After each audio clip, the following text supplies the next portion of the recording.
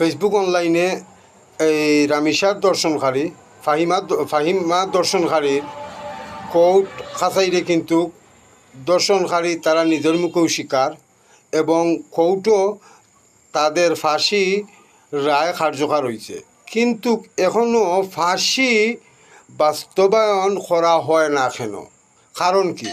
আর আমি Facebook online বন্ধু বান্ধবরে কইমু, আপনারা যখন জাগ্রত ছিলা তখন এই রামিসা এবং ফাহিমা দর্শনকারীর বিচার কার্যকর হয়েছে। এখন আপনারা নিরাই, এখন সবও নিরাই।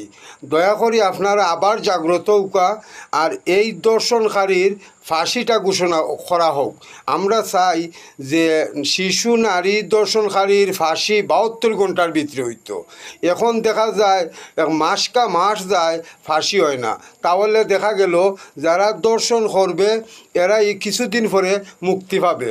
তো আমি অনুরোধ করি কইমু আমাদের বাংলাদেশের প্রধানমন্ত্রী এবং যত বড় বড় নেতাকর্মীরা আছেন, আপনারা এই রামিসা এবং ফাহিমার দর্শনকারীদের ফাঁসি দ্রুত গতিতে কার্যকর করুকা। না হয় আমরা মনে করমু যে বড় বড় নেতারা যখন নারী কেলেঙ্কারি কররা, এখন এই কেলেঙ্কারি করার উদ্দেশ্য হইল এরা দর্শনকারীরা আপনারা বাঁচাইয়া রাখার কারণে। সেনে না আপনারা নিয়ে আমরা ফেসবুক অনলাইনে ভাইরাল করমু আপনারারে, আর এদের বিচারটা কিন্তু নীরবে পরি থাকবো।